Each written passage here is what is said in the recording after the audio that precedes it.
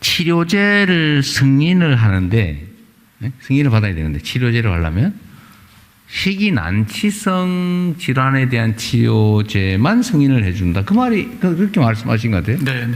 그런데 저는 그 말이 이해가 안 돼요.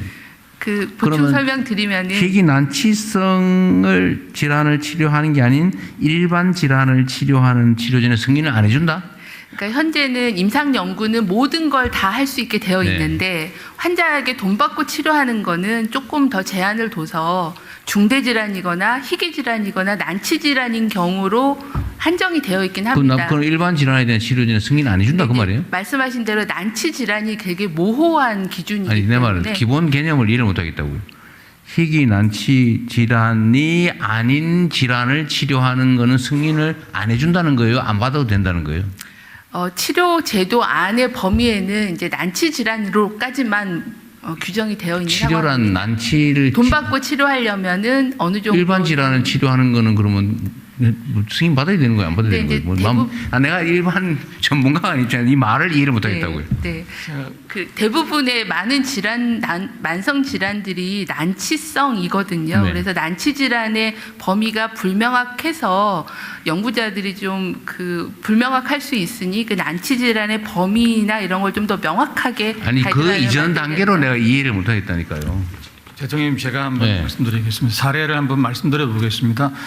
암 환자가 폐렴에 걸렸을 때 폐렴이라는 거는 그렇게 난치 질환이 아닌 것으로 판단할 수가 있습니다. 그 폐렴 치료제 그런데 있잖아요. 암 환자가 폐렴에 걸리게 되면 일반 환자보다 낫지를 않습니다. 그리고 고가약을 많이 써야 되고 장기간 써야 되다 보니까 이게 어떤 질환이 난치 질환이고 어떤 질환이 일반 질환인지를 그냥 이렇게 법률의 어떤 자구처럼 구분한다는 게 상당히 어렵다라는 그런 말씀을 아니 그러니까 그 말은 이해하겠는데 네, 그래서 그 말 이해하겠는데 치료제로 승인하는 문제가 난치 질환에 대한 것만 승인을 받는다는 거예요? 아니면 뭐 필요가 없다는 거예요? 뭔 말이에요? 희귀, 중대, 난치 세 가지로 되어 있습니다. 그런데 그거 어떻게 한다고? 근데 이제 중대나 희귀는 리스트가 좀 명확한데 난치 질환 아니 그 말은 이해를 하겠다니까요. 네, 뭔가 보충 설명해 주실 분이 지금 손을 들고 네. 계신 것 같습니다. 네. 그래요. 이화여자대학교 의과대학 정성철 교수님입니다. 제가 지금 말씀하신 그 첨단 재생의료 심의위원회 부위원장으로 하고 있는데 지금 전문성이 부족한 위원 중에 한 명으로 이렇게 처음에 바로 찍힌 것 같습니다. 근데 약간의 그런 치료제와 치료제도에 대한 약간의 혼선이 있는데요.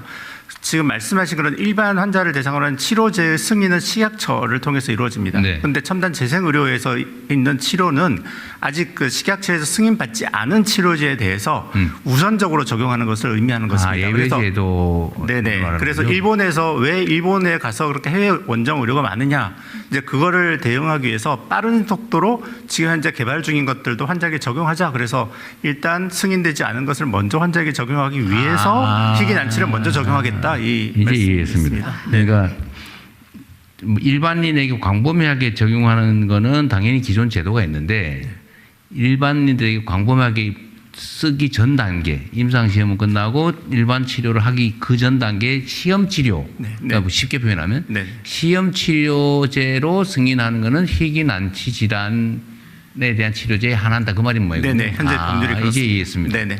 네. 이 대통령이 아는 게 없어가지고. 제가 그런데 그 범위를 좀 넓혀달라 그 얘기군요. 네.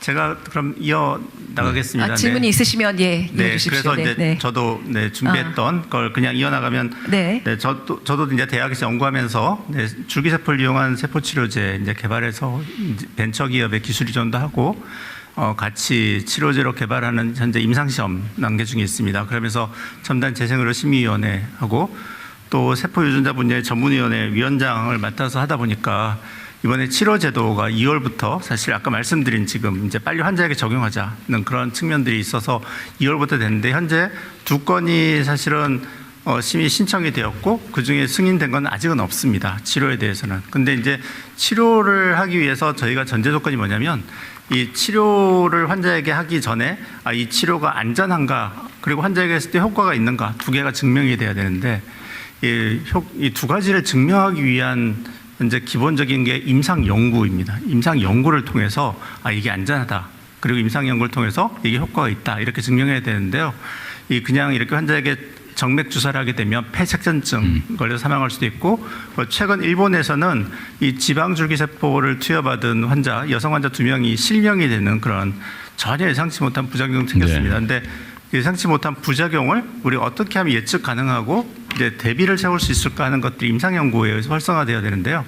현재 임상연구를 심의하는 것이 첨단지생물의 심의위원회입니다. 그런데 조석구 대표님께서 말씀하신 것처럼 심의위원회 전문성 강화인데, 심의위원들은 전문가 25명으로 구성이 되어 있는데요. 다 한 달에 몇 시간 이상의 시간을 쓸 수 없는 그런 교수나 네, 전문가로 네. 되어 있습니다. 그래서 사실은 사무국의 시스템이 보강이 필요하고요. 그리고 심의 제도에 대해서 사실 개선과, 그리고 어떻게 하면 이것이 규제가 되지 않고 같이 임상 연구를 활성화시킬 수 있는가에 대한 그런 고민들이 많이 네. 필요한 상황이라고 생각합니다. 제가 정리를 좀 할게요. 이게 이제 제가 이해했습니다. 저는 전문가가 아니기 때문에. 근데 전문가들이 가끔 그런 생각이, 다른 사람도 당연히 알겠지. 그리고 설명을 하는데 다른 사람 뭔 말하는지 못 알아들어요. 제가 못 알아듣는 케이스인데. 어쨌든 그런 것 같아요. 맞나 안 보십시오.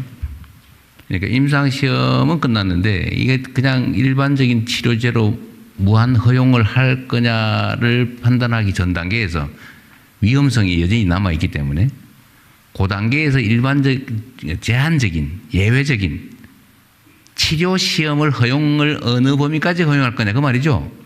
근데 그거를 희귀질환, 난치질환은 어차피 지금 치료를 못 받는 상황이니 위험성이 좀 있지만 시험적으로 치료를 예외적으로 허용하자라고 할 때 어느 범위의 질병까지 이걸 허용할 거냐가 논쟁거리인 것 같네요. 네네. 근데 요거를 좀 유연하게 좀 해주자. 예를 들면 이제 이해했습니다. 근데 이거는 정말 재량적 판단의 영역인 것 같아요. 이거는 안전성이 우선이냐, 긴급성이 우선이냐. 뭐 아니 내가 지금 죽게 생겼는데 치료는 없는데 시험적인 치료제라도 내가 쓰겠다라고 하는 걸 현재 법으로 막고 있다는 거잖아요. 근데 그런 걸 허용해 주자 그 말인 것 같아요. 근데 이건 당연히 뭐 본인이 동의할 경우에 쓰는 거겠죠. 본인이 원해서. 근데 그런 경우에도 허용을 해줄 거냐 말 거냐. 희귀, 난치, 또 뭐라 그랬죠? 중대질환, 희귀질환, 희귀질환, 난치질환. 네. 근데 그 범위를 어떻게 정할 거냐?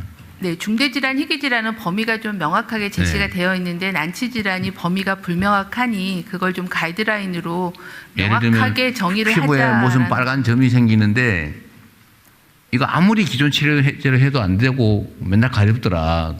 그런데 이거 효과가 있는 거 하나 발견했는데 이게 중대 질환이냐? 뭐 그런 거죠. 네, 그게 난치 질환이냐 일반 질환이냐 구분이 좀 어렵다는 얘기 그 말씀입니다. 그래서 어떻게 하자고요? 그래서 이제 그거를 이렇게 어떤 그 자구나 문구를 가지고 이렇게 하다 보면은 서로 유권 해석이 달라지기 때문에 아까 말씀하셨듯이 연구를 좀 충실하게 잘하고 안전성이나 유효성을 입증한 거라면은 그것이 애매하더라도 이렇게 좀 치료제를 활성화하기 위해서는 개방적으로 또 유연하게 승인해 주는 게 좋지 않겠는가라는 것을 건의드리는 내용입니다. 그런데 장관님, 안전성과 유효성이 이미 증명이 됐는데 뭐 때문에 그 중간 단계를 거치는 거죠? 그러니까 안전성, 유효성에 대해서 뭐가 문제예요?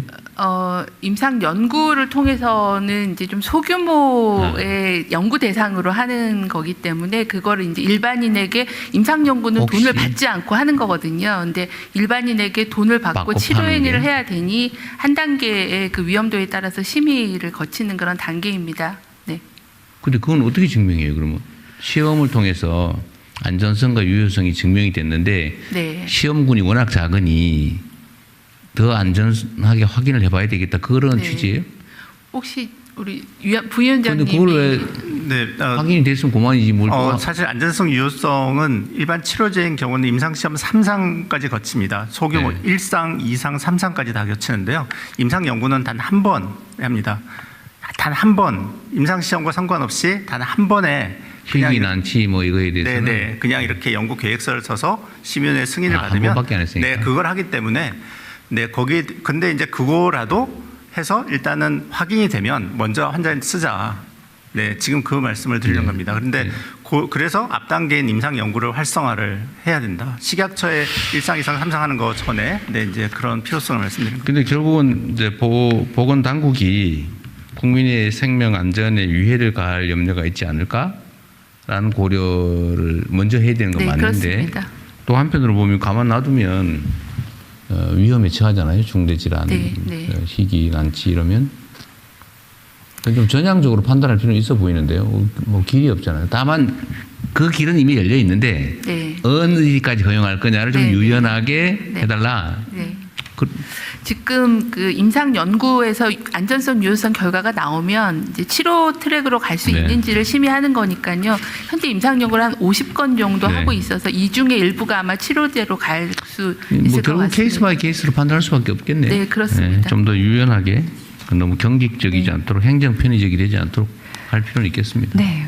첫 번째 주제와 관련해서 그 하고 싶으신 말씀들이 네. 굉장히 많으신 것 같은데 끝으로 좀 간략하게 한 분만 더 듣고 가겠습니다. 네. 네, 안녕하세요. 저는 인천 소재 인하대병원 정형외과에서 무릎 관절 진료를 담당하고 있는 류동진입니다. 제가 앞에서 말씀드렸던 치료 계획을 제출했다가 부적합받은 연구 담당자입니다. 저는 자가지방 유래 줄기세포를 이용한 무릎 관절 안의 주사 치료를 일본에서도 많이 하고 있는데 국내 환자들한테서도 좀 적용할 수 있게 이미 일본에는 하고 있는데 네, 맞습니다. 우리나라는 허용을 그래서- 안 하고 있어요? 네, 그래서 저는 중형 임상 연구를 했었고 최근에 치료 계획까지 제출을 했었습니다. 이 첨단 재생 임상 연구를 준비하는 입장에서 이 규정 자체는 사실은 회사 주도라기보다는 연구자 주도이기 때문에 연구자 개인이 맡아서 해야 될 업무가 굉장히 많습니다.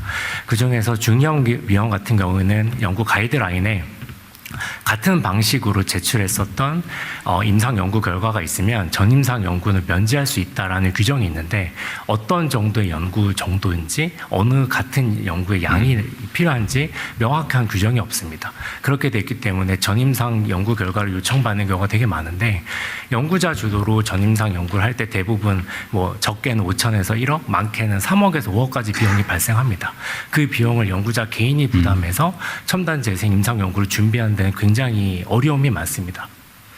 따라서 명확하게 어떠한 상황에서는 전임상 연구 결과가 면제가 되는지 어떤 경우에서는 필요한지 좀 명확한 가이드라인이 있었으면 좋겠습니다. 네. 두 번째로 말씀드리고 싶은 거는 임상 연구 기간과 관련된 부분인데 현재 제도하에서는 첨단 재생 임상 연구 과제 승인을 받으면 재생의료진흥재단에서 지원하는 연구 과제에 지원 신청을 해서 거기서 선정된 과제에 한해서 1년 9개월간 연구를 하게 되어져 있습니다.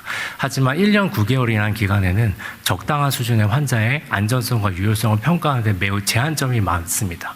실제로 처음 1기 사업단에서 지원받은 연구 과제에서 상당 부분이 그 기간 내에 연구 계획을 다 시행하지 못해서 중간에 결국 종료된 경우가 꽤 많습니다.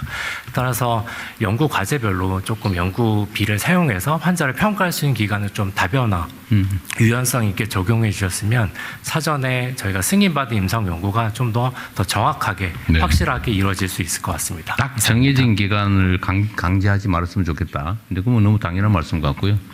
가이드라인을 만들어서 예측 가능하게 해달라는 것도 맞는 말씀이신 것 같아요.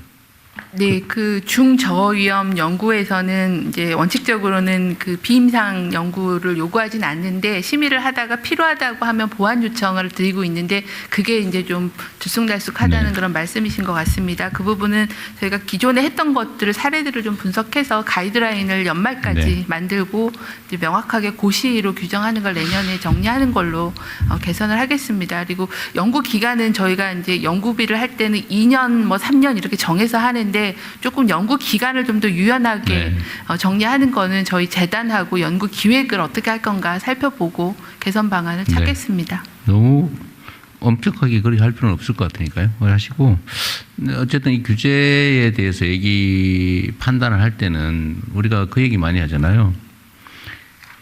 첨단 분야에 대한 규제는 사실 공직자들은 아까 말씀하신 것처럼 최고 전문가가 아니기